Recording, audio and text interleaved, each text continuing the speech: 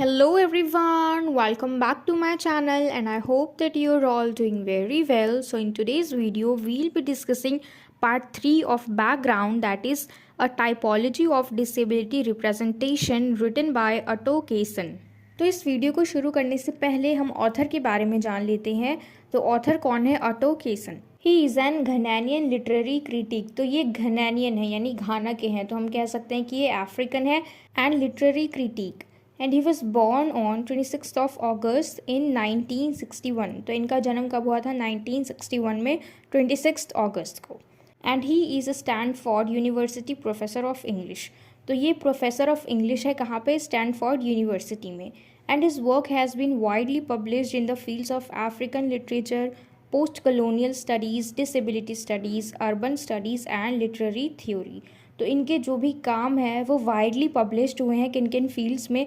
African literature में, post colonial studies में, disability studies में, अर्बन स्टडीज़ में एंड लिटरेरी थ्योरी में। तो इन सारी चीज़ों में, इन सारे फील्ड्स में इनकी जो भी लिखी गई राइटिंग्स है वो बहुत अच्छी तरीके से पब्लिश की गई हैं वाइडली। तो ये था हमारा छोटा सा इंट्रोडक्शन हमारे ऑथर के बारे में। अब हम चलते हैं इस पूरे टाइटल का मतलब समझते हैं।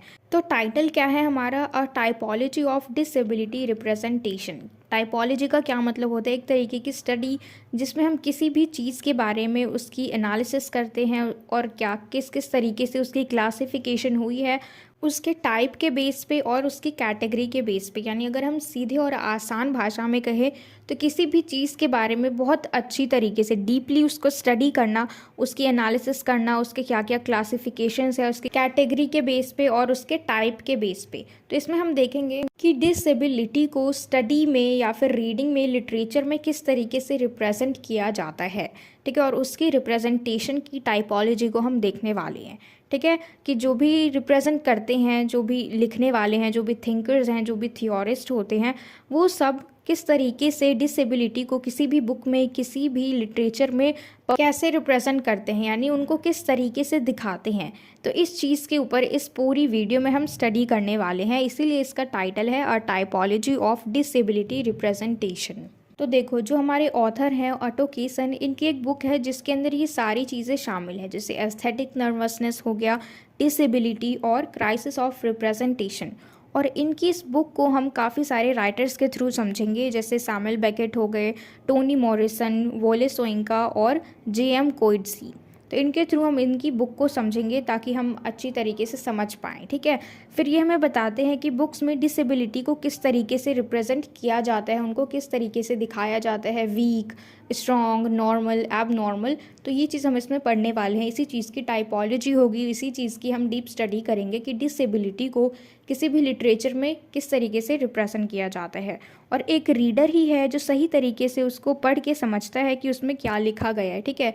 यानी जैसे हम हैं इसको स्टडी कर रहे हैं तो हम ही समझ पाएंगे कि इसके अंदर क्या चीज़ कैसे लिखी गई है, कैसे डिसेबिलिटी को दिखाया गया है। यानी कि अगर हम पढ़ रहे हैं तो हम समझेंगे, अगर कोई कवर पेज देख के चला जाए तो उसे ये समझ नहीं आएगा कि बुक के अंदर क्या चीज़ लिखी हुई है। और फिर आगे हम देखेंगे कि केसन ने किस तरीके से 9 पॉइंट्स के थ्रू हमें बताया है कि डिसेबिलिटी के अंदर क्या क्या चीज़ें शामिल होती हैं, ठीक है। कि हम किस चीज़ को कह सकते हैं कि ये डिसेबल है, ये डिसेबिलिटी से सफ़र कर रहा है। And the incorporation of disability in a text may be understood in 9 distinct ways। तो इसमें हम 9 ways देखेंगे, 9 तरीके देखेंगे जिसमें हमें अच्छे से समझ में आएगा कि डिसेबिलिटी का क्या मतलब है और कैसी कैसी चीज़ें डिसेबिलिटी के अंदर शामिल होती हैं, ठीक है। तो चलिए जानते हैं। सबसे पहला है हमारे disability as null set and और मोरल टेस्ट। तो इसमें नल सेट का क्या मतलब है? जिसकी कोई वैल्यू नहीं होती है, नो वैल्यू, ठीक है। And it shows our character and morality. तो इसका क्या मतलब है इस पूरे फर्स्ट लाइन का? कि इसमें हम देखेंगे कि डिसेबिलिटी जो है इसको किस तरीके से देखा जाता है कि उसकी कोई वैल्यू नहीं होती है। और इसमें हम देखेंगे कि किस तरीके से अगर हम उनको मानते हैं कि उनकी कोई वैल्यू नहीं है, and it shows our character and morality. Second है हमारा disability as interface with otherness, race, class and social identity. तो देखो, इसमें हम क्या देखेंगे कि इंटरफेस विद अदरनेस का क्या मतलब है कि अगर डिसेबल कोई इंसान है, अगर कोई भी इंसान विकलांग है तो वो अपने आप ही ऑटोमेटिकली हर किसी से अलग हो जाता है, ठीक है। अदरनेस का मतलब है कि वो चीज़ उसको अलग कर देती है, डिफरेंट बना देती है, चाहे वो रेस हो, क्लास हो या फिर सोशल आइडेंटिटी हो। तो इन तीनों चीज़ों के बेस पे जो डिसेबल्ड इंसान है वो ऑटोमेटिकली डिफरेंट हो जाता है सबसे, ठीक है। नॉर्मल से वो एबनॉर्मल हो जाता है क्योंकि वो डिसेबल्ड है इसीलिए। फिर हमारा third point, disability as articulation of disjuncture between thematic and narrative vectors. तो देखो डिसेबिलिटी को किस तरीके से देखा गया है कि क्लियर तरीके से ये एक डिसकनेक्शन है between thematic and narrative vectors, यानी ये किसी भी इन दोनों में से किसी भी जगह पे काम नहीं आते, ये बिल्कुल इन दोनों से अलग है, thematic and narrative vectors. Thematic का क्या मतलब है? थीमेटिक का मतलब है हैविंग और रिलेटिंग टू सब्जेक्ट और अ पर्टिकुलर सब्जेक्ट, यानी किसी एक पर्टिकुलर सब्जेक्ट में उसका कुछ थीम होना, कि कोई भी सब्जेक्ट है तो उसमें हम काफ़ी सारे थीम्स को लेके टॉपिक बना देते हैं, ठीक है, कि इस टॉपिक में ये थीम्स होंगे। लेकिन डिसेबल्ड पीपल जो हैं ये इस चीज़ से अलग हैं क्योंकि इनको इतनी इंपॉर्टेंस नहीं दी जाती, ठीक है। और नैरेटिव वेक्टर का क्या मतलब है? जिनमें उनको स्पेसिफिक डायरेक्शन को प्रोवाइड कराया जाता है फॉर नैरेटिव। तो इनके मामले में ऐसा कुछ भी नहीं होता क्योंकि इनको इम्पॉर्टेंस ही नहीं दी जाती अगर कोई डिसेबल्ड होता है तो। फिर हमारा नेक्स्ट है disability as bearer of moral deficit और ईविल। तो इसको किस तरीके से देखा जाता है कि ये कोई नैतिक बुराई का वाहक है या फिर क्लियर तरीके से ये कोई नैतिक बुराई है, ठीक है। डिसेबिलिटी को हम इस तरीके से शो करते हैं, इस तरीके से रिप्रेजेंट करते हैं। फिर है डिसेबिलिटी एज एपिफेनी, कि डिसेबिलिटी क्या है, किस तरीके से दिखाते हैं, सिर्फ एक एहसास। फिर है हमारा disability as signifier of ritual insight. तो डिसेबिलिटी जो है वो क्या दर्शाती है? रिचुअल इंसाइट का मतलब है, रिचुअल का मतलब है जिसमें ये सारी चीज़ें इन्वॉल्व हो, जेस्चर्स, वर्ड्स और एक्शंस, तो ये सारी चीज़ें हमें ये दर्शाती है। क्योंकि अगर डिसेबिलिटी है तो ये सब चीज़ें इन्वॉल्व नहीं हो सकती उसमें, ठीक है, किसी न किसी चीज़ की कमी होगी और इसीलिए हम उसको कहते हैं डिसेबल्ड। फिर नेक्स्ट पॉइंट है हमारा disability as inarticulable and enigmatic tragic insight. तो ये किस तरीके से दिखाया जाता है, कैसे इसको रिप्रेजेंट किया जाता है कि डिसेबिलिटी कैसी है?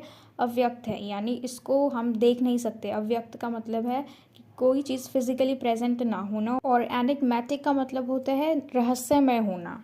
ट्रैजिक इंसाइट, ट्रैजिक का मतलब होता है सैड, तो ये एक तरीके का इनआर्टिकुलेबल और एनिग्मेटिक थिंग है, ऐसा थिंग है जो बहुत ज़्यादा दुखद है। और इनसाइट का मतलब होता है किसी भी चीज़ के बारे में डीप अंडरस्टैंडिंग होना। यहाँ पे ये जो वर्ड है इनआर्टिकुलेबल, ये इसीलिए कहा गया है क्योंकि इसका मतलब होता है फिजिकली प्रेजेंट ना होना।